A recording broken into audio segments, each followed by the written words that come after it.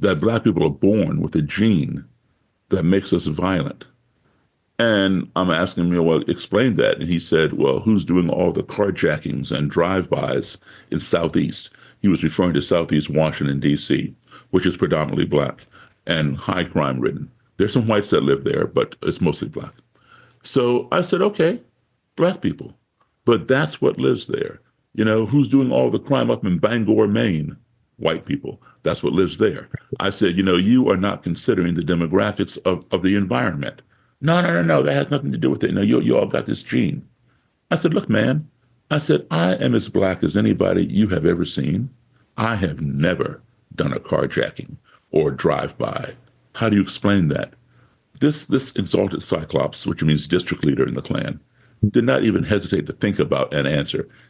He answered me like that. He said, your gene is latent. It hasn't come out yet. And I was speechless for one of the first times in my life. I'm just trying like, what did I just hear? I'm trying to figure out how to even grasp onto that and dissect it. But it was so far out of reach, I couldn't even think of a response. And so he's sitting over here all smug, looking at me like, you got no answer. And I had to think for a moment. And I realized I had to go to where he was. He could not come to where I was. So I thought about it. And I said, well, all white people have a gene within them. They're born with this gene that makes them a serial killer. He said, well, how do you figure that? I said, well, name me 3 black serial killers. He couldn't do it. Good luck. Yeah, I said, here, I named one for him. There are black serial killers, but there are not a whole bunch of them. So anyway, I named one for him. I said, just give me 2. He couldn't do it. I said, Charles Manson, Jeffrey Dahmer, John Wayne Gacy, Henry Lee Lucas, Ted Bundy, Yeah. On and on and on. I said, son, you are a serial killer. They're all white.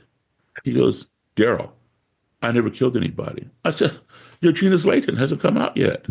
He goes, well, that's stupid. I said, well, duh. I said, you're right. It is stupid. But it's no more stupid for me to say that about you than what you said about me. And just like the other Klansman, he got very quiet, but you could tell he was thinking, and he quit the Klan based on that conversation. There's a lot of mystics on the internet. Shout out and much love, you crazy fools, that could use dusting off a textbook or 2, warmly, without judgment. And secondarily, there are certainly a lot of scholars in academia who would be well served by eating a mushroom. So I'm trying to bridge those 2 worlds. I'm Bob Peck, and this is Karmic Relief. My background is in documentary film and comparative religion. I wrote a book called Original Sin is a Lie: How Spirituality Defies Dogma and Reveals Our True Self. It's an interview show where I talk to spiritual teachers, activists, scholars, people that live within these traditions and also appreciate the overlap. What happens when you start to get activated internally, that makes you activated in a compassionate way in the world. I'm thrilled to be talking to fantastic, inspiring human beings. I have to do much less work, which is nice because I'm just asking them questions about their story. It's a life hack. Hi. I hope you'll enjoy these explorations, these really excavations. In the ones I've filmed so far, they've all been really beautiful and deep and lighthearted. So please enjoy Karmic Relief. I'm Bob Peck. I wrote Original Sin is a Lie, and now I'm asking a bunch of questions to intelligent, compassionate humans. I've admired Daryl Davis's story for years. A Black American blues musician who somehow became friends with members of the Ku Klux Klan. Not to shame them, but to understand them. Through his initial fascinatingly simple, yet radical act of curiosity, he's helped more than 200 people leave hate groups and rediscover their shared humanity. In our conversation, Daryl shares his incredible story in that Maryland bar when a Klansman approached him after a gig. a meeting that would dramatically alter both of their lives. He shares with calm wisdom how fear is learned, how dialogue can dissolve hatred, and how love and dignity disarm even the hardest hearts. The question that motivates his life's work is, how can you hate me when you don't even know me? What rings so clearly about Daryl is that empathy is not weakness, it's transformative strength. He embodies this truth, and I'm deeply honored to share this dialogue with you. May it remind us all that curiosity and compassion are not luxuries, they're how we heal the world. I've studied your story for probably 20 years. I'm 36, so I guess most of my life now. I'm just so touched by the humanness of the story, and I wrote a book called "Original Sin is a Lie." I mentioned that in the email. It's a humble kind of self-published spiritual philosophy book on kind of world mysticism, and kind of despite not being card-carrying Christian these days, I'm a big fan of Jesus and his teachings, and I cite your story briefly as an example of loving your enemies. I mean, that's one of the most kind of prescriptive teachings from Jesus in the Bible. Love your enemies, pray for those who persecute you. And, Daryl, not everybody's loving their family, friends, let alone their enemies. So Right. thank you so much for really living that. And, I want to talk about kind of the human side of all of it. But anyway, very familiar with your story. And I find your work so incredibly important now and for the future of us. So thanks so much for your time. Thank you for having me. Appreciate it. How many robes do you have nowadays? I haven't counted them, but if I had to guess, between maybe 64 and 70, maybe. That's incredible. It's but beautiful. I have tons of stuff: flags, belt buckles, all hoods, hoods, ties, flags. Yeah. Yeah. And so, I do think, without going into, immense detail for it, the story I reference is kind of your famous initial meeting. Would you mind retelling that just at the top of our episode? And then I have a few deeper questions about the nature of humanity and so on. But you playing the piano and the gentleman saying, well, Oh, yeah. you're Jerry Lee Lewis, and you're going, well, no, Jerry learned it from black musicians. Right. Well, country music had gone away for a while, never vanished, but it fell off the top 40, charts. Right. And was replaced by disco and other, genres of music, just like many other past musics. But a movie had come out called Urban Cowboy with John Travolta. Great movie, Mechanical Bull, lots of country music and line dancing and stuff. So it became so popular that all the bars and clubs that featured, live bands or DJs switched their format from top 40 to country. So country was kind of reborn. And, being a full-time musician, I wanted to work. And so I joined a country band. And I like country music. Country music is no different than the blues. It's the same three chords. It's just, man, that puts us in these boxes, because you're white and you're doing this progression, you're country. But if you're black and doing the same progression, you're blues, that kind of thing. Waylon said something similar, Well, it's true. Yeah. So anyway, I joined this country band. They were pretty well established here in the Maryland area. And it was an all-white band. I was the only black guy in the band. And they had played this place before in Frederick, Maryland. Frederick, Maryland sits about an hour and 20 minutes north of Washington, D.C. And there was a bar. Late 70s? Early 80s? No, this is, early to mid 80s. And there was a bar there called the Silver Dollar Lounge. Silver Dollar Lounge had a wide reputation of not being welcoming to black people. There were no signs, you would not be denied entry, anything like that. But it was just an unwelcoming place, and everybody knew that. So the band had played there before. I knew the place. I'd never gone in there. And so now I'm in the band, and they have a gig there. So I go, and of course I got some looks when I came in, but nobody bothered me. And we did our set. People danced, had a good time, and we take a break, before the next set. And I was following the band over to the band table when I felt somebody from behind put their arm across my shoulder.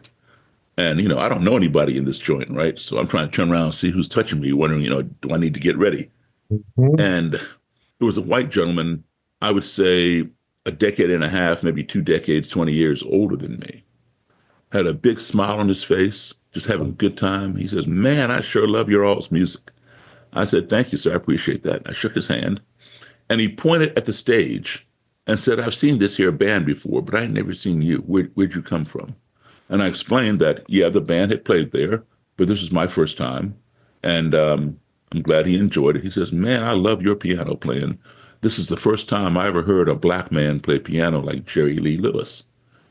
This was not offensive, but it was rather surprising. I mean, I considered it to be a compliment because Jerry Lee is a big idol of mine. He was also a good friend of mine.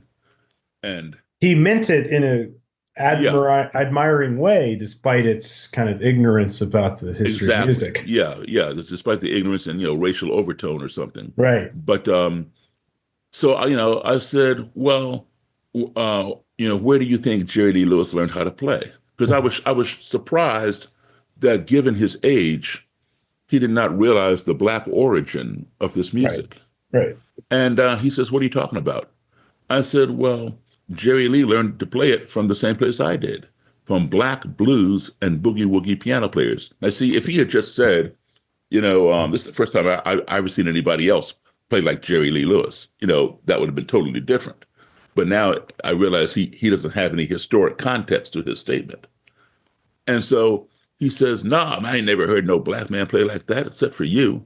And I'm thinking to myself, has this guy never heard of or seen Little Richard or Fats Domino? Right. Same era, same Massive. style. And I said, "Look, man, I know Jerry Lee. And Jerry Lee has told me, who he used to go see and things like that." The guy didn't believe that either.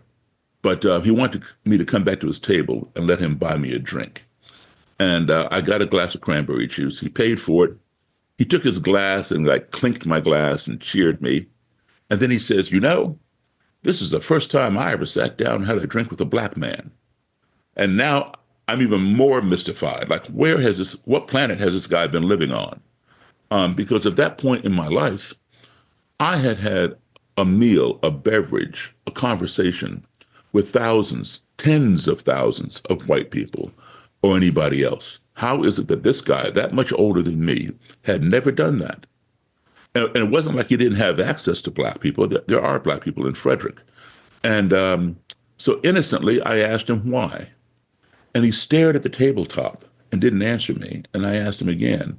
He had a friend sitting next to him who elbowed him and said, "Tell him, tell him, tell him." And now, my curiosity is just, welling up. And I said, "Tell me." And he said, "I'm a member of the Ku Klux Klan." And I just burst out laughing at him because I thought it was funny. I know a lot about the Klan. I know a whole lot about the Klan. And they don't just walk up to a black guy and embrace them and want to bring them over to the table and buy them a drink and hang out. It doesn't work that way. So this guy is obviously joking with me. And I'm trying to justify in my mind his sense of humor. And I'm thinking to myself, maybe he thought I was, BSing him about Jerry Lee, learning from black people or me knowing Jerry Lee. So he's going to BS me about the KKK. And it's funny. And I'm laughing. He went inside his pocket, put out his wallet, and handed me his Klan membership card. I recognized the Klan emblem, which is a red circle and a white cross and a blood drop in the center of the cross. And I stopped laughing. It was for real. But I gave it back to him. And I'm wondering, why am I sitting here at this table with a Klansman? But he was very friendly, very curious about me. And we talked about many things, including the Klan. But he gave me his phone number and wanted me to call him whenever I was to return here to the Silver Dollar Lounge with this band because he wanted to bring his friends, meaning Klansmen and Klanswomen, to see, as he put it to me, the black guy who plays like Jerry Lee. I don't know that he called me the black guy to his buddies, but that's how he explained it to me. And I said, okay. And I would call him about every 6 weeks. We got on a rotation with other bands. So every 6 weeks, we were there. And he'd come out. He'd bring Klansmen and Klanswomen. They came in street clothes, and they'd gather around the stage and watch me play with the band. They'd get out on the dance floor and dance to our music.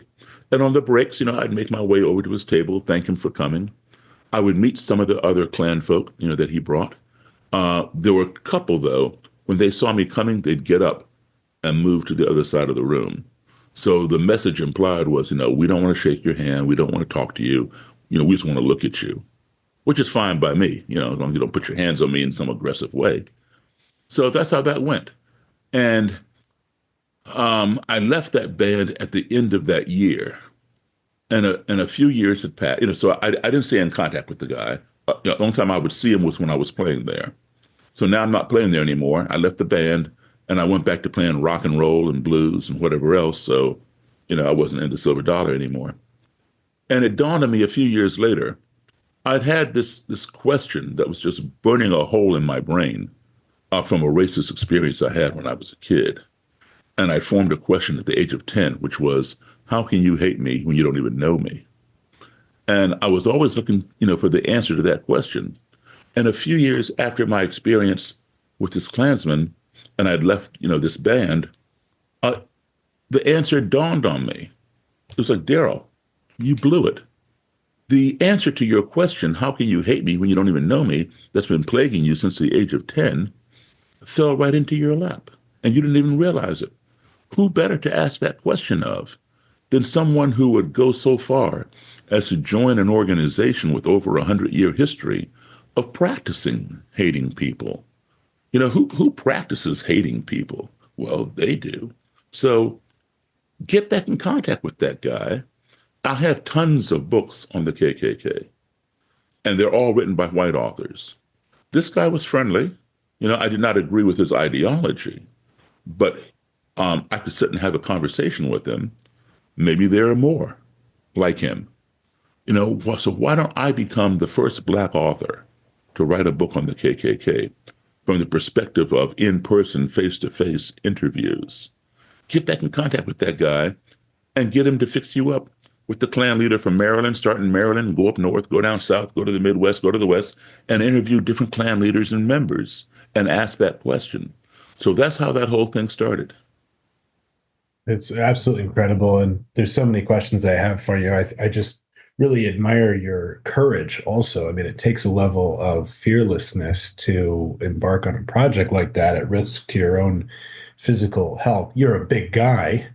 You don't seem easily bothered. I'm bigger now today than I was back then, age. Right. And also you're not a, Brazilian jiu-jitsu guy, right. Or, you're a piano player, but. Right. But you mentioned fearless. Mm-hmm. For me, it was more curiosity and courage. Yeah. Mm-hmm. And I think for somebody to understand that, or maybe your listeners, they have to know my background. And as a kid, I was a child of parents in the U.S. State Department, Foreign Service. So I was an American embassy kid traveling all over the world. Every 2 years, we were in a different country. I was in a different school. And so all of my formative years of my life, I've been around people from all over the world. Every color, every religion, every culture, you name it. I was with these people. And all of that helped shape who I have become. It's sort of like, I'll just make an analogy. If every doll, you played with, whether, it was as a female or a male, if it was Barbie dolls or G.I. Joes or, whatever the doll was, if every doll you played with was a white doll, or an Asian doll or whatever, that's what you become accustomed to, right? But if you have played with a variety of dolls, you don't see things in the same way as something that's homogenous. So I'll say this, and I don't know, we can't go back in time and find out if it's true, but I'll put this out there. Maybe if I had not had all of this exposure to different people, I'd just been here in my own country, growing up, my formative years, and I had a bad experience, a racist experience at the age of 10 with white people throwing rocks and bottles at me during a parade because I was the only black participant in this parade. If that had been my first encounter with white people, would I be doing this work today? Maybe would I have that fear? Would I not have that curiosity? And, I can't say for sure, but there's a good chance that maybe I'd be trying to stay as far away from those kinds of people as I could. And I might even lump them all into, paint them all with a broad brush because Right. my first experience was having rocks and bottles thrown at me. So I'm just going to avoid white people altogether. But because I was so exposed to people, all kinds of people who treated me very well, I considered these people, the ones who threw bottles and rocks at me, and the KKK, to be anomalies. Totally. Yeah. What's the image of the frog in the well can't conceive of the ocean?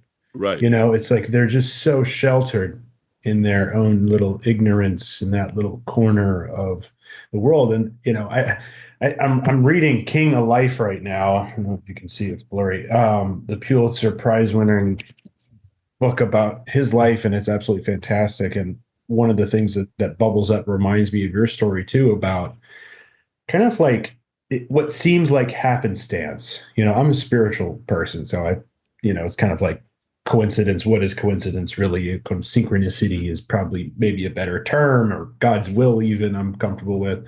But it's kind of like right place, right time. Like when King got to Montgomery, it was a hotbed, and they needed someone exactly like him who had that oratory gift and power of spiritual energy to kind of unite the people. Rosa Parks was already an activist for years there. Right. They already Right. had a decent, system And resistance movements. right. And she was the secretary of the NAACP at that branch. Exactly. She's talking to activist lawyers and meeting with the community. So it wasn't like she was tired, but it wasn't like she was just some Well, I tired mean, it little was old lady. definitely It was it was definitely strategic. yeah, it was definitely an orchestrated Right. thing. Right. But they couldn't tell the public that back then, or it never would have worked. Right. Right. Um, Exactly. But it was just this perfect, they needed him exactly in yeah. that time and place. And it's kind of, similar to your story in terms of, that gentleman needed the bridge of your music almost. It's like, because it was this kind of not political, it was more about entertainment and creativity and Mhm. your openness and willingness to be a human being with them, that started that first domino of this incredible career. And yeah, and you mentioned the frog in the well kind of thing. Um, I can tell you something. I give maybe 60 to 80 lectures a year, all over the country and around the world. But I'll say this, some of them are to high schools, colleges, universities, police departments, corporations, you name it. Um, 2 to 3 out of every 10 lectures I give domestically here, um, and mostly this will happen mostly at colleges and universities. I'll do the lecture, I'll do a Q&A, I'll show some robes and hoods and stuff, and then the lecture's over. But there'll still be some students who want to, ask one last question or something. So they'll approach the podium, and I'll talk with them and stuff, or they want to touch one of the robes or whatever. So 2 or 3 out of 10 times, there's going to be some student that is hanging out in the back of the auditorium, not doing anything, just there by herself or himself. And I've come to learn what's up. That kid is waiting for the crowd to go away from the podium. That person wants to see me. Hmm. And when I finish answering their questions and I'm packing up everything, he or she will come down to the front, and they'll like look around, not see anybody within earshot. Their parents are involved, Yeah, exactly. yeah. And they say, "Oh, Mr. Davis, I really enjoyed your lecture, blah, blah, blah." I shake their hand, thank you. And they look around again, make sure nobody can hear, my mother's in the Klan, or my dad's a neo-Nazi, you know. And I was It's raised, formulaic now at this point yeah, for you. yeah. And I was raised that way. And Now I'm here at, University of fill in the blank, whatever blank you want to put in there or name. And my girlfriend is black, or my boyfriend is Jewish, Wow. or my best friend is gay, and I can't bring them home. My parents will kill me, or at the very least disown me, and all my friends will shun me. And I totally get it because they come from a homogenous neighborhood or whatever, where everybody goes to the same high school, they all vote for the same political candidate, or they cheer the same sports team, shop at the same grocery store, the whole 9 yards. And now they come to this university or college campus, and the high school and neighborhood don't come with them. There are high schools and neighborhoods from all over the country there, and maybe all over the world. And they're seeing things they never saw. And they're realizing that Jewish people don't have horns and black people don't have tails and all this kind of thing. How do you go home and tell your mom and dad they were wrong?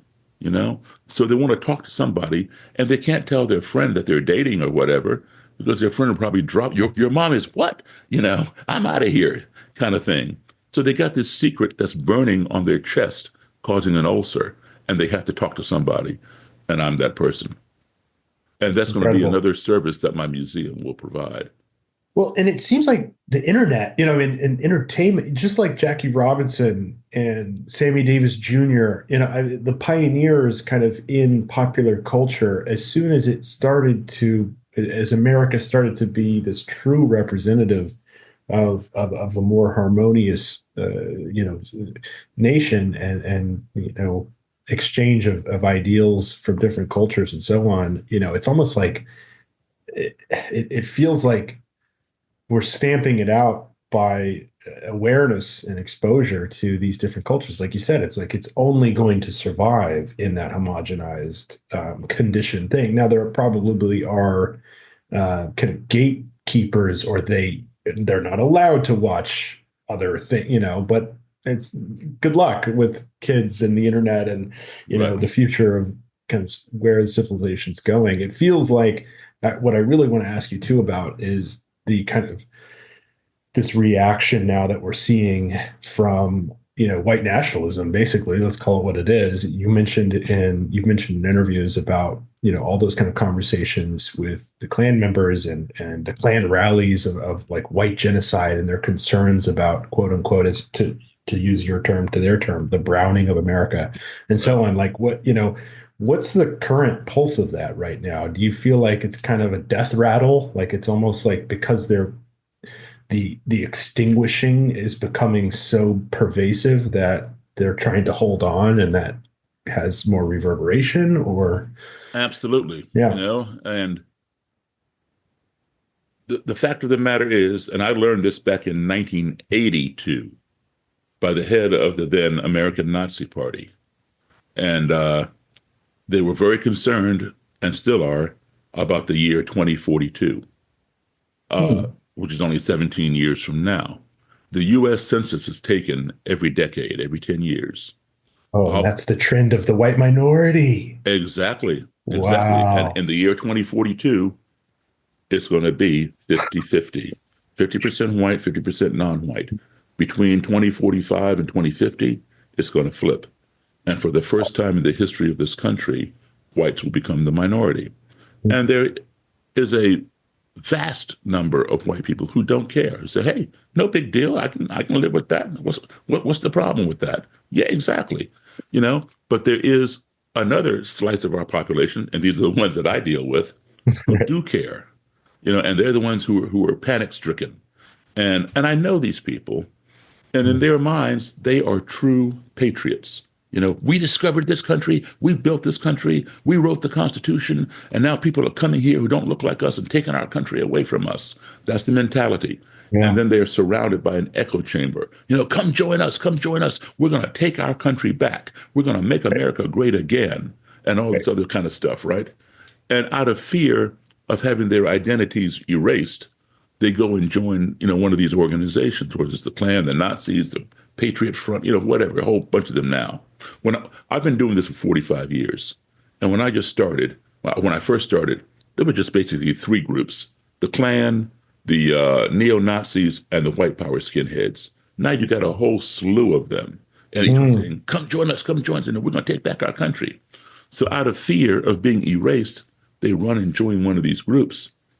And when the group does not take the country back in a timely fashion, some of them get antsy and say, you know what, if the Klan can't do it or the alt-right can't do it, I'll do it myself. That's when they walk into a black church or a synagogue or the Buffalo grocery store or wherever, and or the Walmart in El Paso, Texas, and start shooting up, minorities. And these people are called lone wolves.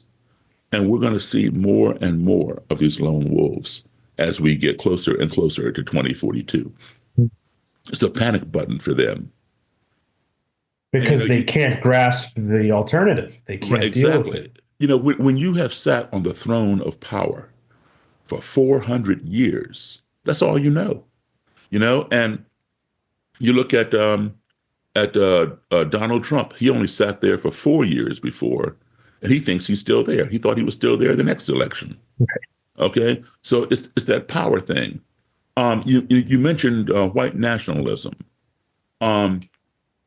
A lot of people, or a lot of them, I'll put it that way, want to differentiate it, or they know what it is. There is no difference between white nationalism and white supremacy. All right. The original term was white supremacy. I'm a white supremacist. I believe I'm better than anybody else because of the color of my skin. All right. And people bought into that, and they felt it, and they joined these groups. And the larger the group got, the more violence was widespread. The Klan was first formed in 1865 at the end of the Civil War. And, it just, ballooned. And the violence became so rampant that U.S. Congress got involved and passed what is called the Ku Klux Klan Act of 1871. And that, kind of drove the Klan underground and kind of tampered down a lot of the violence. It didn't go away, but it was tamped down.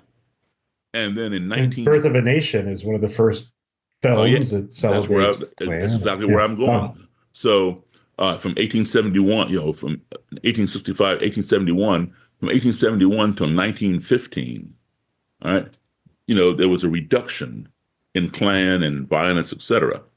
But then in 1915, D.W. Griffith, a movie maker, filmmaker, who was by standards back then ahead of his time with cinematography and all that kind of thing, created this movie, as you mentioned, Birth of a Nation, and it glorified the Klan.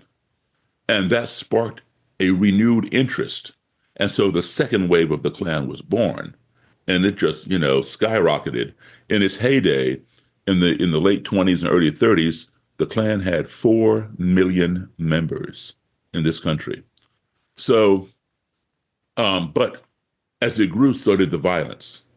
And so the term white supremacy began to have some baggage with it. People were like dropping out. So they rebranded, kind of. Yeah, they rebranded because there were white people who I don't like I don't like Jewish people. I don't like black people, but I don't want to kill them.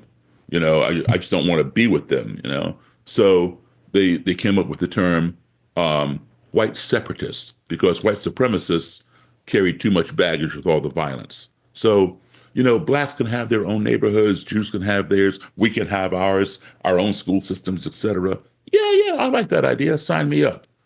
I'm a white separatist. It flowed a little better.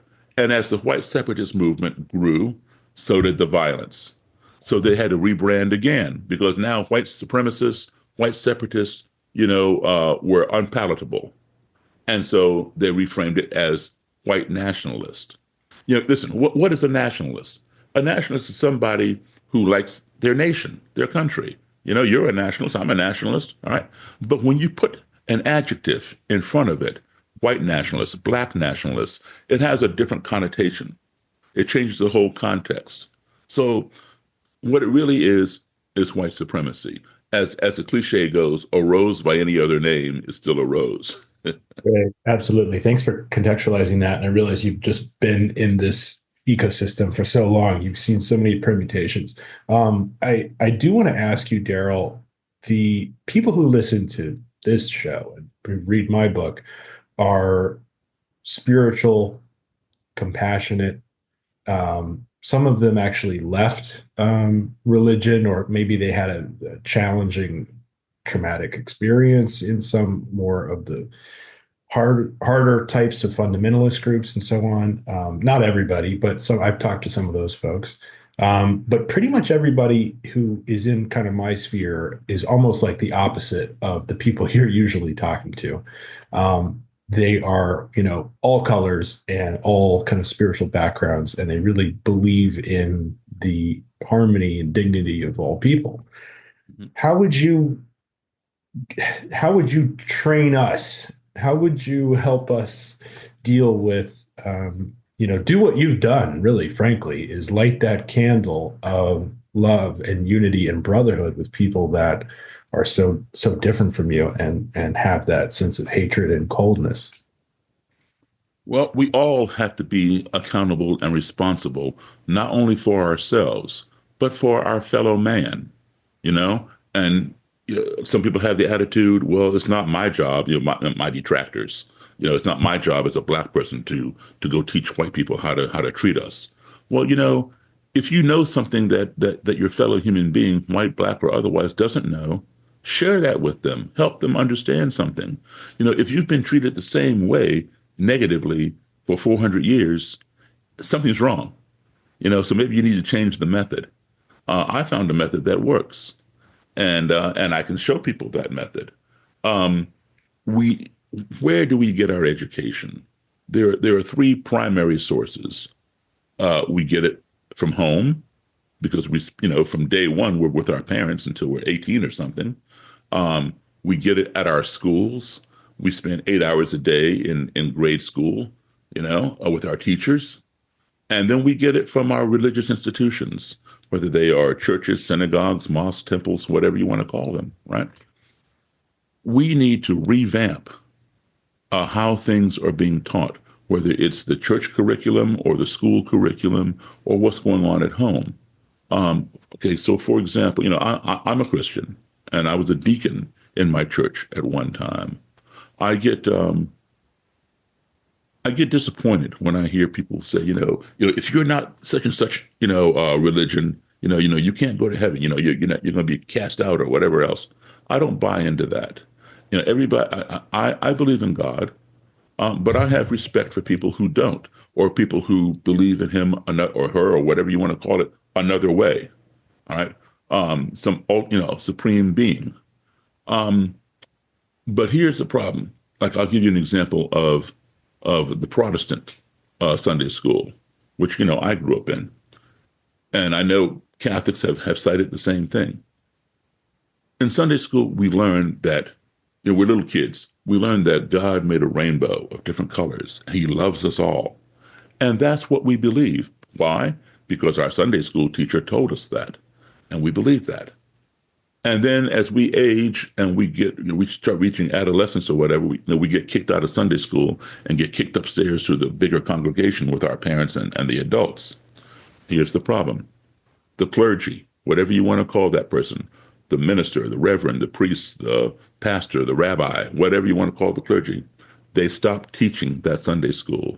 They are no longer saying, we're all God's children. God made a rainbow. We're all equal in the eyes of the Lord, or whatever. Because the job of the person in that pulpit is to raise money for that institution. That's why the collection plate gets passed around.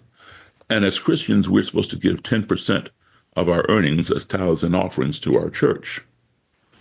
And, customarily people just sit, during the sermon, people just sit back and nod off, and here comes the plate. You wake up, pull out your dollar and drop it in. But if that clergy gives a real dynamite sermon that really resonates with you, you're like, wow, man, I feel that. Here's $20 in the collection plate. You're going to pay more. Nobody pays for what they don't want to hear. So what would happen if one of the clergy people were to say in a white church or in a black church or in a Jewish church, hey, it's okay for all you white people to go out there and marry black people? Or, hey, it's okay for all you Jewish people to go out there and marry a Gentile? half the congregation is going to get up and walk out or get that clergy fired, because that's not what they were raised to believe, and that's not what they want to hear, and they're not going to put any money in that collection plate. Mm. So the problem is a lot of our clergy are putting money above morality when it should be the other way around. All right. Now, how come, they don't teach that in Sunday school? Because those Sunday school kids don't have any money. Right. So, you know what I'm saying? So That's funny. The script gets flipped when you go upstairs. We share really a very similar criticism, and I firmly believe Christianity is a path to God. Like I said, Jesus of Nazareth, I think, is one of the great lights of humanity, and he's transformed my life in many ways. And I share the same lamentation that you are calling out in American Christian communities, and I think that my work is kind of within this movement called deconstruction. I don't know if you've heard that kind of some Christians who leave the church and kind of go to yoga retreats or and they're trying to find themselves. And then there's also Christians who stay, but they're conflicted because they love Jesus and they love, the saints or, whoever has inspired them, but they have that internal conflict. So it's a really interesting period right now, I think, in America. And challenges with the administration, challenges with the kind of political movements that have donned Christian kind of armor, if you will, despite in many ways, in my view, not reflecting the teachings and the virtues. So it's a fascinating time, and I think I agree with you on changing the education. I think that's huge. A lot of the reasons that's why I'm trying to make content and share this kind of stuff. One thing I wanted to really mention too with you is Thich Nhat Hanh is a huge hero of mine, the late great Buddhist master, who has a great quote that says, "If someone makes you suffer, it's because he is suffering deeply inside himself. Mm-hmm. He doesn't need correction; he needs understanding." Mm-hmm. And it seems like that's your life in a quote. As somebody else put it, very, very similar. Hurt people hurt people. But you'll appreciate this story. I had this Klansman in my car some years ago, and we're riding around talking. And I spent a lot of time with Klan people in my car, trust me. And we were talking about why they burned the cross, because the Klan claims to be a Christian organization. Right. And not the Christians that you and I know, but it still claimed to be a Christian organization. All right. So anyway, so I'm saying, I'm driving. He's over here. I said, if you're a Christian, why are you, burning up the cross? Isn't that sacrilegious? Isn't that blasphemous? No, Daryl. You have to understand. We use fire, as we are a Christian organization. We use fire on the cross for two reasons. And then he went on to explain the difference between a cross burning and a cross lighting, which I already knew, but I just let him roll on because he's talking. A cross burning is when they take a 5 or 10 foot cross, they wrap it in burlap, which has been soaked in what they call Klan cologne, which is actually diesel fuel or kerosene, mm-hmm. and they go put it in your yard and set it on fire in the middle of the night. That is a cross burning, and that's a threat. That's a threat. This is your first and only threat. Warning. We know who you are. Cease and desist. Move out. If you don't, we will come back and we mean business. All right. So that's a cross burning. When they have a rally, they have a 20 or 30 foot cross done the same way, and it's set aflame, and that is called a cross lighting. And I said, look, that's not my question. My question to you was, why are you putting fire on the cross? He says, well, we use it for two reasons. Symbolically, fire is a purifier, and we use it to represent the purity of the white race. And he says, did you ever get a splinter in your finger when you were a little kid, and your mom takes a needle and sticks it in the fire and then cleans out your finger with the needle? I said, yeah. And he said, well, she was purifying the tip of the needle with the fire. And so we're using it symbolically to represent the cleanliness of the white race. And So then he says, the second reason is because we are a Christian organization, and and we're lighting the way for Jesus Christ. I said, whoa, whoa, whoa, whoa, whoa. I said, hold on a second. There must be two Jesus Christs. He said, Not the no. one I'm familiar with, brother. Yeah, he said, no, no, no, no, Daryl, there's only one. I said, no, there are two. He goes, well, what, is your Jesus Christ black or something? I said, no, he's not black. I said, but he's not white either. I said, I've been to the area in which Jesus Christ appeared, and around Damascus, Syria, and these different places. I said, he appeared as one of those people. And the people that I saw were olive complected. So if anything, he was olive complected. He said, well, what's your point? I said, my point is you have a different Jesus Christ than I have, so there are two. He goes, no, there's only one. And I said, no, there are two. And he says, well, how do you figure? I said, you told me just now that on the big cross, you're setting out a flame because you're lighting the way for Jesus Christ. He goes, that's right. And if you were a Christian, you would know that Jesus Christ is coming back. And I said, I am a Christian. And I do know. I said, but that's the difference between your Jesus Christ and my Jesus Christ. You have to light the way for your Jesus Christ. My Jesus Christ lights the way for me. Who in the heck are you to light the way for Jesus Christ? And he got very quiet. And I could tell his wheels were just spinning. He didn't know what to think. And then he changed the subject. But within a few months, he left the Klan based on that conversation. He didn't even bother to think, that who is he or any man to light the way for Jesus Christ? The Bible says Jesus Christ is the light. So, but when you it's beautiful. When you get this seed planted, you're unwinding so much constriction. And you surround yourself with an echo chamber that keeps repeating the same thing. Unfortunately for you, it becomes the truth. If you can't see beyond the veneer. You also had a great line on the Joe Rogan interview. You're kind of like this Zen master. I really love Zen koans, which are kind of these intellectual, paradoxical ways of expanding the mind. You just did that with this Klansman, but you did it with another, I think, a good friend of yours who said the preposterous Klan's myth that Black people have a violent gene that's latent. Yeah, that was a different one in my car. Same thing. Wow. He was an exalted cyclops.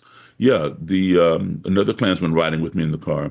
We got on the topic of crime, and he made a statement that we're talking about black on black crime. You never hear of white on white crime. You hear about black on black crime. There is no such thing as black on black crime. What it is it's a crime of opportunity. People are going to commit crime, right? Whoever's around, where they live. Yeah, exactly. And so anyway, he says that Black people are born with a gene that makes us violent. And I'm asking him, well, explain that. And he said, well, who's doing all the carjackings and drive-bys in Southeast? He was referring to Southeast Washington, D.C., which is predominantly Black and high crime ridden. There's some whites that live there, but it's mostly Black. So I said, okay, Black people. But that's what lives there. Who's doing all the crime up in Bangor, Maine? White people. That's what lives there. I said, you are not considering the demographics of the environment. No. That has nothing to do with it. You all got this gene. I said, look, man. I said, I am as Black as anybody you have ever seen. I have never done a carjacking or drive-by. How do you explain that?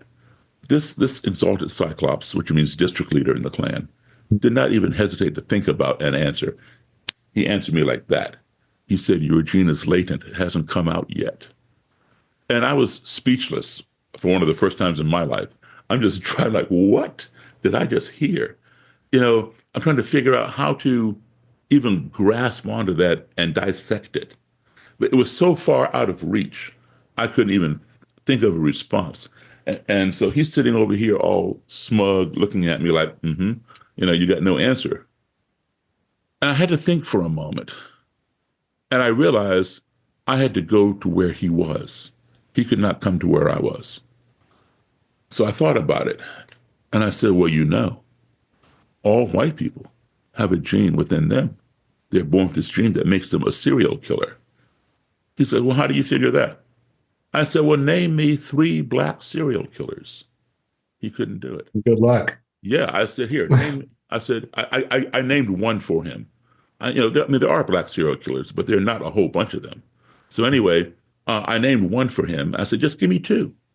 He couldn't do it. I said, Charles Manson, Jeffrey Dahmer, John Wayne Gacy, Henry Lee Lucas, Ted Bundy, Yeah. on and on and on. I said, son, you are a serial killer. They're all white. He goes, Daryl, I never killed anybody. I said, your gene is latent, hasn't come out yet. He goes, well, that's stupid. I said, well, duh. I said, you're right. It is stupid. But it's no more stupid for me to say that about you than what you said about me. And just like the other Klansman, he got very quiet, but you could tell he was thinking, and he quit the Klan based on that conversation. Sometimes, you can take a stack of scientific journals or medical journals or psychological journals from the floor all the way up to your ceiling that disprove what they say about black people or Jewish people or gay people or whatever it is, they detest. They're not going to buy into it, either because they're illiterate or it doesn't fit their agenda. But you take a dumb example, like the 2 I just gave, about lighting the way on the cross and being born with a gene that makes you violent or a serial killer. Some stupid analogy that I made, it resonated. So sometimes, we have to go where somebody else is for them, because one's perception is one's reality. And let me tell you something. You cannot change somebody's reality. You should never attack anybody's reality, even if you know it's not real. Don't say, no, you're wrong. That's wrong. That's bad information. You know it is, but don't attack their reality because that's all they know. And to them, it is real. And if you attack their reality, you're going to get resistance. And if you keep attacking, that resistance is going to escalate. And it might get, it's going to go into raised voices, and that's going to escalate. And then it might get to the point of physical, confrontation and violence. But, most fights start with yelling and screaming, and then it escalates, right? So if you want somebody... They're clinging on to that projection. Exactly. And, you're attacking their dignity and their integrity, and basically you're telling them that they're stupid because they're wrong. So if you want their reality to change, don't attack it. What you do is this. As I said, one's perception is one's reality. Whatever they perceive becomes their reality, just like you or me. What you do is you offer them a better perception, or perceptions, plural. If they resonate with one of the perceptions that you have offered, they will then change their own reality, because that perception becomes their reality.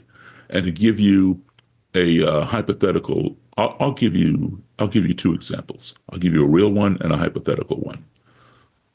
Hypothetical, let's say you have a younger brother, maybe 7, 8, 9 years old, and he goes to a magic show with his buddies. And he comes home and tells you, Bob, you're not going to believe this. This magician on stage, he wanted a female volunteer, and 50, 60 women raised their hands. And he looked around and pulled this girl out of the audience and brought her up on stage. He asked her where she was from, what her name is. Then he made her climb into this long box and stick her feet out the hole there and her head out the hole on this end. And then he closed the lid and he took a chainsaw and went right through the middle of the box. And the saw came out the bottom of the box. He cut the box in half with her in it. He cut her in half. And then he told her to wiggle her feet. And she wiggled her feet out the hole. And you say, no, listen. It did not happen like that. Yes, it did. I was there. I saw it with my own eyes. You weren't there. I saw it. He's 100% correct. A, you were not there. He saw it with his own eyes. He was there. So how dare you attack his reality? You weren't even there. So why are you telling him he didn't see what he saw, right? He's being resistant. He perceived that man to cut that woman in half. And you, who weren't even there, are telling him it didn't happen, right? So he's going to push back.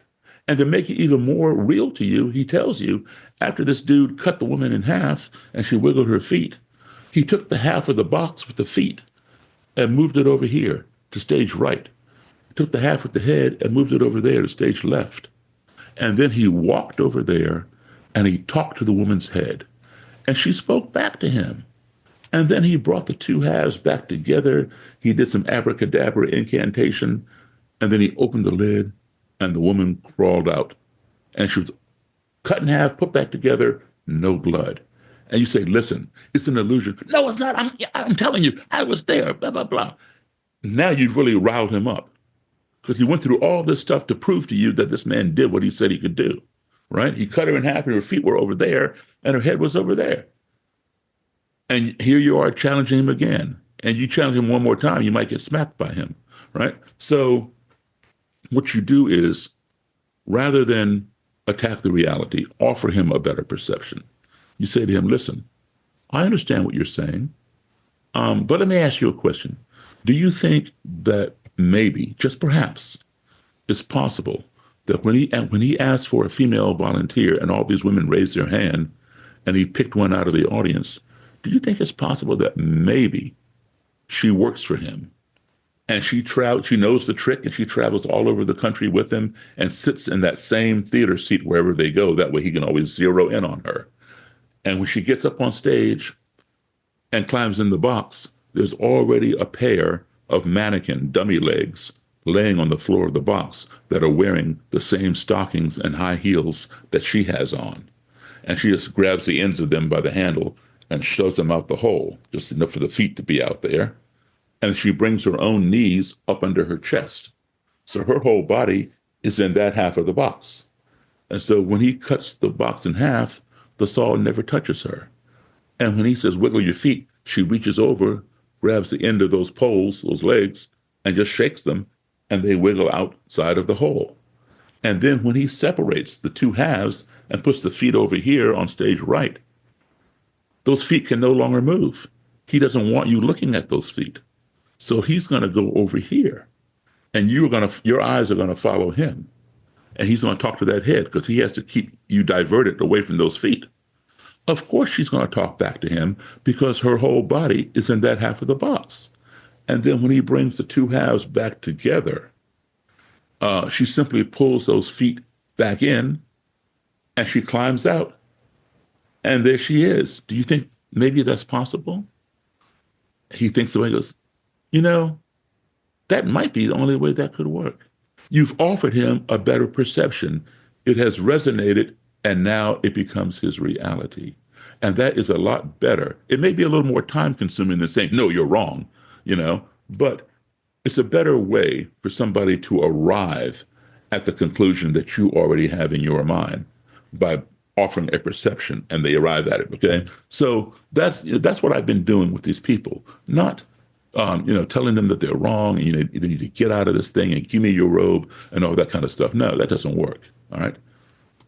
Another thing is same thing, perception and reality and logic. Right here in my living room. Let me get to the story first. The Klansman who had the largest Klan group in this country, he was murdered, and I knew him very, very well.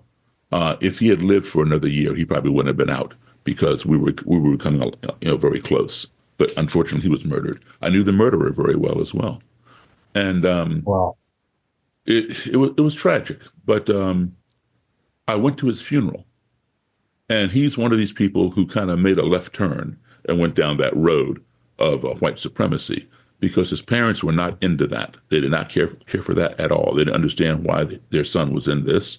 He had two sisters, beautiful girls. These are all adult children. I'd never met the parents. I never met the sisters. They were not into that either. They did not, they loved their brother, but they did not support his ideology. So the parents, that's interesting. That's a segment of the Klan members doesn't come from racist parents. I think that's probably the stereotype is that they're all just backwoods. Whatever, I'll give you some information on that. Just remind me after this story. Mm-hmm. So, I'd never met them before. I met him a bunch of times. And so when I came to the funeral, they were there and they knew about me. They'd heard that he was associating with me, and they were very happy for that because they could see, him changing. And so anyway, he was their only son. And he started calling me like several times a week just to talk, to another man who knew his son and was seeing a different side of his son. It made him feel better. It was, therapeutic. No parent wants to lose their child, especially in a violent way like that. And anyway, I'd spend as much time as I could, talking with him, several times a week. And then one day I'm sitting right here in my living room on my couch, and the phone rings, and I pick it up, and it's the father, and he's crying. And he tells me he has a gun in his hand, and he is going to kill the person who murdered his son. Now, he's telling me this in advance. And I realized, oh my goodness, I gotta do some kind of intervention here. It wasn't what I was expecting. And so, you got to think quick, because this person is being irrational. And I understand the anger, and perhaps I'd feel the same way, but now, I've got to save him from years of heartbreak, maybe the death penalty or whatever they have out there, in Missouri, which is where he was calling from. And so I knew, see, people make their decision based on one of two things, either logic or emotion. And we all are wired with both logic and emotion, but there's never or rarely an equal balance. For example, you might make all your decisions 80% based on logic, scientific fact, data, right? But yet your twin brother might make all his emotions 80% of his decisions based on emotion, how he feels about it, right? I can tell you this from experience. If you figure out how somebody makes their decisions, so-and-so is more emotional and so-and-so is more logical, you must present your argument in the medium in which they decide. So if somebody's makes their decisions logically, you have to give them a logical argument, because that's what they understand. Emotion is not going to sway them. If somebody bases their decisions upon how they feel, emotion, your logical argument is not going to sway them. All right. So you must go to where they are. That's the perception. All right. The reality. And I realized if I gave him a logic, because right now he's being emotional. All he can think about, this person took my son. And, this person does not deserve to live. I'm going to take this person out. Well, that's emotion. I have to go there, because if I said, listen, you're already an old man. If you've lost your son's not coming back. But if you go and kill this person, you're going to prison. He wouldn't. You'd probably be in prison for 40 years. You're going to die in prison. That would not have swayed him. All he cared about in that moment, emotion, was, my son is gone. This person ended my son's life. I did not agree with my son, blah, blah, blah, but this person needs to go. Logic is not going to sway him from going out and committing the same crime this person committed, right? I had to appeal to his emotions. I said, look, man, you have two beautiful daughters. If you, and your son is already gone. If you go and kill this person, you're going to lose your two daughters. You're going to be in prison. You're not going to be able to see them. You're going to lose all your kids. You're in Missouri. They're not going to put you in prison in Missouri. They're going to put you out in San Quentin, way out in California, or Rikers Island, way out on the other side in New York, to make it hard for your family to come see you. You're going to be set. They can't come see you on the weekends. So, you've lost your son. Now, do you want to lose your two daughters? He loves his daughters. So that struck an emotional chord with him, which caused him not to go out and do what he wanted to do. It's incredible. Yeah, it's beautiful. So that's the importance of not allowing yourself to be triggered or your ego to get bruised because you know something is real and somebody else doesn't. and you're going to force it down their throat. You have to go to where they are and give them a better perception of Jesus Christ or of, supremacy or murder or whatever the topic may be, and then allow one of those perceptions to resonate with them, and they will come to that conclusion. That's why I say, when you see my name in the media, it'll say, black musician converts X number 200 white supremacists or whatever, KKK members. No, I did not convert anybody, not even one. But I am the impetus for more than 200 to renounce that ideology and get out of it. That's because I changed their perception. So beautiful. It's really profound. You're letting them make the right decision, essentially, because convert implies this outer force, and you're merely expanding their own capacity. I think a lot of in mystic philosophy, really spirituality, I think Christianity in certain aspects, in my view, Jesus' teaching certainly is that we're all beloved by God. We're all actually inherently good. We're all inherently divine. That's a premise Right. that the mystics certainly agree with, including the great masters. And is that true, Daryl? I mean, some of these guys you've talked, you've told stories about violent, killers and guys. There's the story about the Klan member in the Baltimore Police Department who's extremely violent, who was a good friend of yours. You've really associated yourself in a Christ-like way. Pardon the comparison here, but Christ hung out with the kind of not as accepted members of society. Here you are rolling around with these guys, Daryl. We cannot compare ourselves to him, but we can aspire to learn from him and try to follow his standard. He hung out with the thieves, the beggars, the murderers, the lepers, and all of this. So why do we shun those people? They need help. They need understanding. They need compassion. Now you mentioned about the family. You thought it was an anomaly for parents or family not to be of the same mindset as one of their family members who goes on that path. That's typically the case. Where family may be in it and family indoctrinated their kids into it or whatever. That does happen a lot. So you have that reason. My grandfather was in the Klan. My daddy was in the Klan. I'm in the Klan. My kids are going to be in the Klan. You got that. But there are also other reasons where, families are not involved in the Klan. But it happens. The kid is surrounded by friends at school or read the wrong book, watched the wrong YouTube video or whatever, and went down that path. And then the parents disown that kid because he or she is an embarrassment. They got black friends and Jewish friends, who come and visit them regularly. They don't want their kid at home making racist and anti-Semitic remarks while their friends are over and things like that. So you have that too. You also have socioeconomic reasons. And for example, let's say, you move into, Austin is pretty diverse, and it's becoming a hub for tech companies and all that. But you still have some sundown towns over there in East Texas. All right.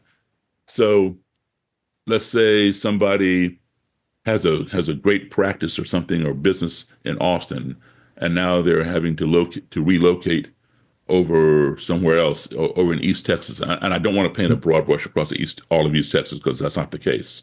And I know I play down in East Texas, and I know a lot of great people there. But also, I'm very much aware of the history, and some of it still goes on. All right, so they go there. They're an outsider. In order to survive and do business and get clients, they have to assimilate.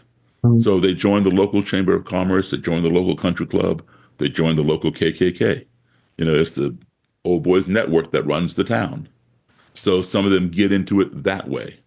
Others, it may be a depressed town, like a coal mining town. Some of these Pennsylvania and West Virginia coal mining towns, Most coal miners traditionally are white, and they have mined the coal for generations and generations. Their great great grandfather worked in that coal mine. Right out of high school, they go right to the mines. Whether they graduated high school or not, or they drop out, they go right to the mines, and they make a good living.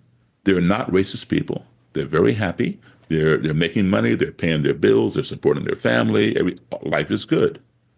But then the owners of these mines get greedy, and they're immigrants coming into the country. Doesn't matter if they're legal or illegal. What I know is those people coming from those other countries, they will work for this much money. Right now, we're paying our guys this much money. Right. So we can cut costs, right? And get those people to come work for us, right? Because this much money is a lot of money in their country. So they lay off all these white people who then vilify the immigrants, yeah, instead of the greedy oligarchs. Yeah, exactly. So they lay off all these white people who've been there for generations and generations. Family's been there, and they hire these other people who just came into the country. And now these people, they can't get another job. All they know is mining coal. They don't know how. If you give them a vacuum cleaner and say, vacuum the floors, they don't know how to do that. All right. So they're not getting jobs. The bank is knocking on the door, for the car note or for the mortgage or whatever, and they don't have any money. They're out of work. The Klan sees things like that, and I've seen it. They'll come into one of those towns. They'll hold a big rally, and these people are not racist. Did you lose your job at the mine? Yeah, exactly. Guess what? Your job is not gone, but you're gone. You've been replaced by one of those, racist Right. words or, whatever. And, why does he have your job and you're here? You've been working for that mine for how many years? And your grandfather worked in that mine and they did this to you? The blacks have the NAACP. The Jews have the ADL. Nobody stands up for the white man except the Ku Klux Klan. You come join us, we will get your job back. This is a disgrace to you and your family. This is the fire and brimstone, man. And it's like that fire sermon. You put $20 in the collection plate, right? Right. And these are people who are not racist, but what they're saying is resonating. You know what? This guy talking, this Klansman, he's right. My job is not gone. The job is still there, but I'm not there. And somebody else has my job who just got here yesterday. All right, give me an application. What do I have to lose? Sign me up. People get into it that way as well. So there are many different avenues going there. And, and fear is also, a great tool. We'll protect you. Sort of like I'm going to protect you from the Mexicans who are coming across our border and bringing rapists and murderers and crime, as though we don't have any homegrown rapists and murderers and crime right here, right? I'm going to protect you from the Haitians who are coming in and eating your pets. It's all these non-white people that are causing the problem. And when that is coming from the top of the top, the highest position in the country, people buy into it. It's like, if your doctor tells you something, you're going to believe him or her a lot faster than you're going to believe some, tennis player or whatever, right? This guy's a doctor. This is an authority. So, most people buy into authority, even if they're wrong. I'd be surprised if you were disheartened, but I'm also aware of that potential with things like you're referencing from the current administration. Also, they only last for a few years, and then you get a new opportunity, right? So the pendulum's always swinging, but it seems like in your own experience, you must have been so inspired over the last decades by seeing all these racists' heart melt into love and brotherhood. But what is happening? But the work ain't over, Daryl. That's okay. What we're seeing is disheartening. But I will say this, and I've said it before. We are in the best place in our history right now. As bad as this current administration is, it is the best thing that has happened to this country. And I say that not because I support our current president. I don't. Okay, I make that clear. But I believe it's the best thing that has happened because we have been in denial. We've been turning a blind eye to a Yeah. lot of racism, anti-Semitism, all kinds of phobias, right? And if you don't see it, then it's not there. If you don't hear it, it's not there. All right. Today, they've made it impossible to turn a blind eye. It's front and center. Anywhere you look, it's right there. So now we're forced to address it. We didn't address it before. All right. You say, oh, I don't have to address it. Just, it's over there. No, it's front and center. It's affecting all of us, even people who may support the administration. Right. So it's sort of like this. Okay, you're in Texas. Let's say, you're going to make a road trip to South Carolina for vacation or something, and you're going to drive there. As soon as you are like 10 miles out of Austin, your car starts knocking and making some weird noise. Like, whoa, I don't want to get stranded in Florida or North Carolina or somewhere. I better turn around and go to my mechanic. And so you turn around and you go in there and tell the guy, what you're hearing. Can he ride around the block with you and see if you can figure it out before you go a distance away. He gets in your car, you guys ride around. There's no noise. It just went away, how it typically does when you have the mechanic with you. Right. And he says, I'm sorry, but I can't fix what I can't hear. Right? So we have been in that I can't fix what I don't see or can't hear for so long. Now we cannot deny hearing it or seeing it, and we are forced to address it. And it's been long overdue. So yes, we are in a great time right now. That's really beautiful. It's really inspiring. I think you're right that there's been a level of like performative kind of unity in some ways. I think there's also tangible, real unity. But to your point, it's almost like, we thought that we thought it was over. And now we had a black president. We had a black president. It's over, just like that, and that's not the case. And I think there's a lot of legitimacy too to what you're saying about these socioeconomic challenges in terms of, essentially what is a lust for greed and a lust for power, which, by the way, is another spiritual vice and a spiritual malady. But these guys and gals that have all this money, that want more money and power, that say, hey, we can polarize the races, and so we're not the villain. Right. Each other divide and conquer. Yeah, and that's one of the oldest plays in the book, right? Right. And and again, we can't we can abhor the ideology, but a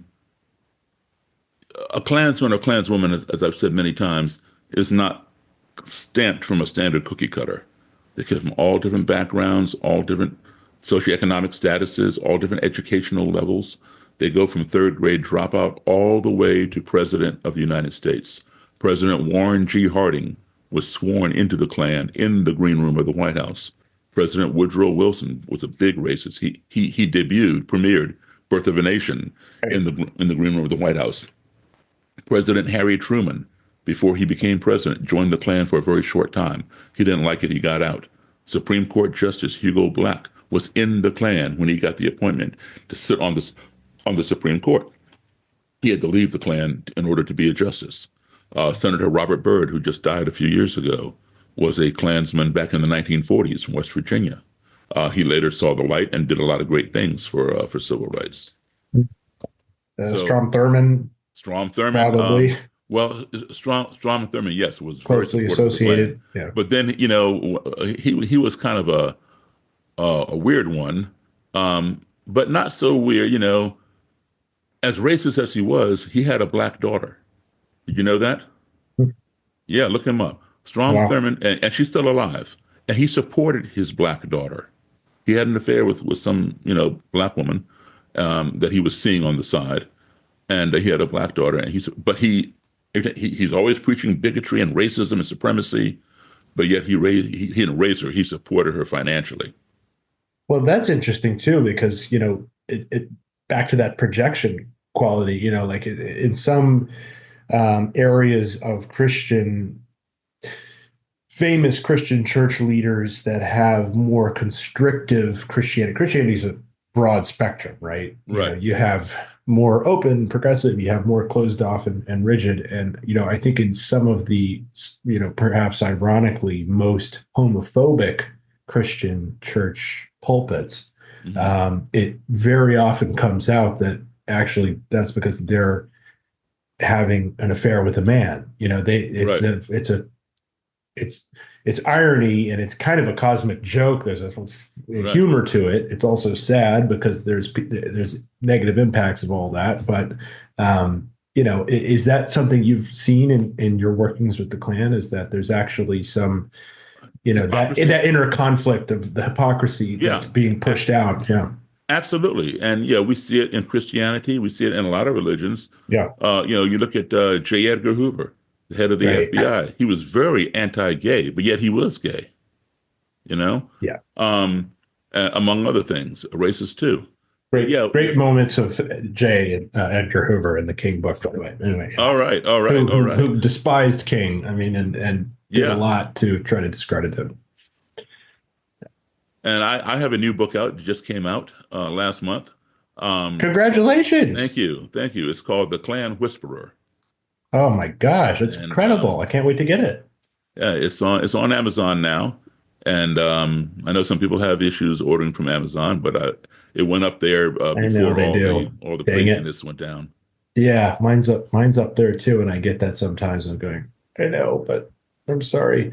The Klan Whisperer. Congratulations, Daryl. Wow. Thank you. So is this your biography? Is this your kind of Yes, biopic, your memoir, if you will? It's my second book. The first book is out of print, but Mhm. I have everything from the first book in this book, plus updates and new stories. Fantastic. Is Hollywood interested? Where's the movie? Yeah, we get letters and queries every now and then. So I just pass them to one of my attorneys, and he reviews them and says, this might work now. Pass on this one, etc. So we'll wait for the right one. Well, I am just so inspired, Daryl. It's a real honor to get to talk to you and spend some time with you on Sunday afternoon. It's been my pleasure. Thank you for having me. Oh man, you're such an inspiration, and I think that in a world where there's so much fear and division and ignorance, you really walked the walk and danced the walk of brotherhood and unity and compassion. So thank you so much. Thank you. I appreciate that. I would love to stay in touch and maybe even have you back, or if I'm ever in your neck of the woods, I'd be Absolutely killed to buy you a beer, and you're stuck with me now, Daryl. I'm right. hooked. Well, I'm the same way, man. You make a friend with me, you got a friend for life. Much love, man. Thank you so much for your work, and may we renounce a million more robes. All right, sounds great. All right. Enjoy the rest of the weekend. Thank you, sir. Take care. How to change the scene. I believe I hear ringing.